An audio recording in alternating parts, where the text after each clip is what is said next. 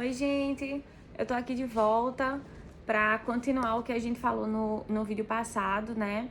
Se você não assistiu, depois assiste. A gente falou sobre... A gente relembrou a história de Jonas e a gente falou sobre vários assuntos que a gente vai falar sobre a história de Jonas, várias lições que a gente tirou com a história dele nos próximos vídeos, né? Então, se você não lembra a história de Jonas, você pode reler, né, no livro de Jonas, do 1 a 4, ou você pode ouvir o vídeo que eu fiz passado, porque tem um resumo lá bem rapidinho sobre tudo. Mas o que eu queria falar aqui pra vocês, tomando como verdade que a gente já sabe qual foi a história de Jonas, é que Deus orientou Jonas até Nínive, né? Ir até Nínive. Então, vamos entender que o lugar que Deus tinha para Jonas, o fim, era Nínive, né? E Jonas não obedeceu. Jonas foi com a sua própria vontade para uma outra cidade. Perceba, o único poder que Jonas teve na decisão do destino dele, né, sobre Nínive, foi de atrapalhar, foi de adiar, não é atrapalhar, é adiar a chegada dele a Nínive.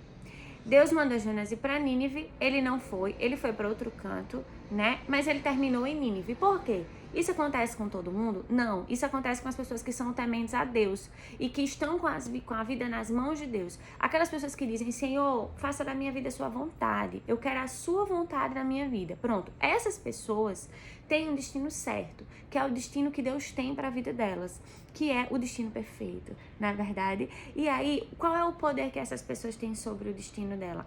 Adiantar ou atrasar? O que foi que Jonas fez? Ele atrasou.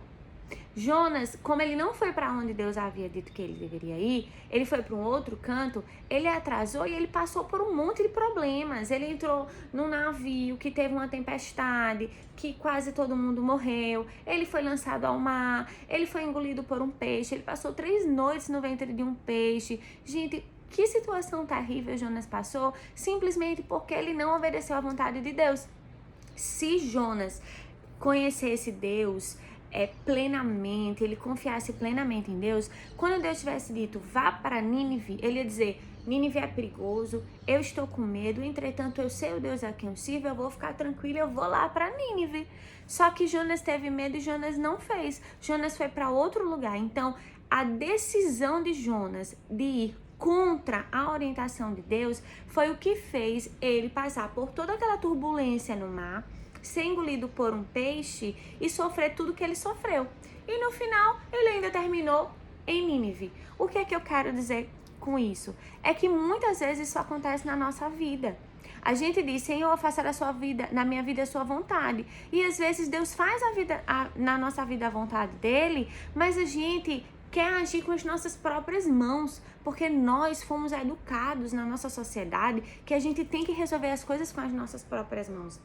E aí, o que é que a gente faz? A gente vai tentar dar o nosso jeitinho, o jeitinho brasileiro, né? E a gente quer resolver e a gente faz atrapalhar. A gente passa, gente, por muitos problemas na nossa vida, por muitas situações difíceis, por culpa nossa mesmo. Eu deixei claro no vídeo passado que foi Deus quem preparou o peixe para engolir Jonas. Foi ele. Mas Deus permitiu que isso acontecesse para Jonas abrir o olho, lembrar da grandeza de Deus e voltar para o ponto que ele não deveria ter saído, que é o centro da vontade de Deus, e ir até Nínive, que é a cidade que ele deve ficar.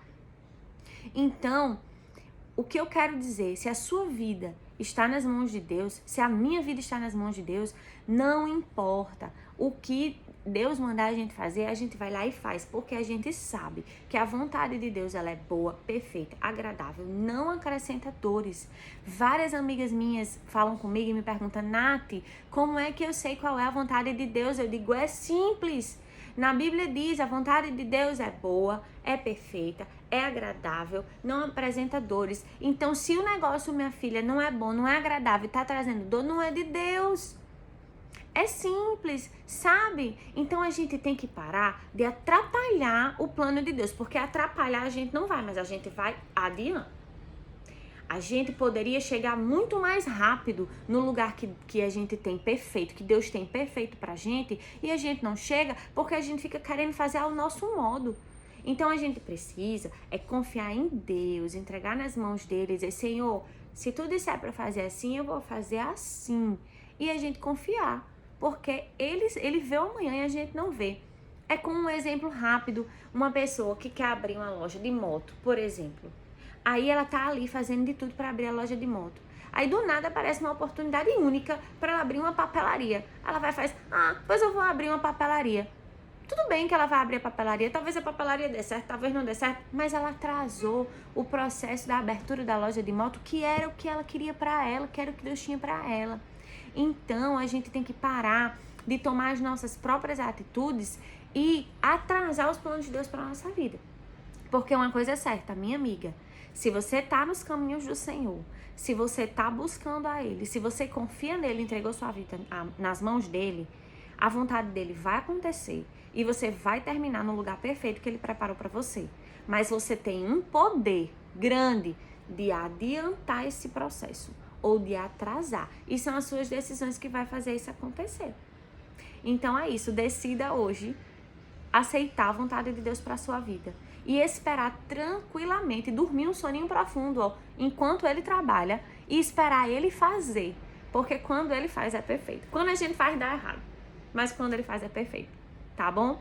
Partiu Nínive. Não vamos atrapalhar esse processo. Não vamos chegar depois da hora. Vamos chegar na hora que Deus quer que a gente chegue, porque é boa, perfeita e agradável.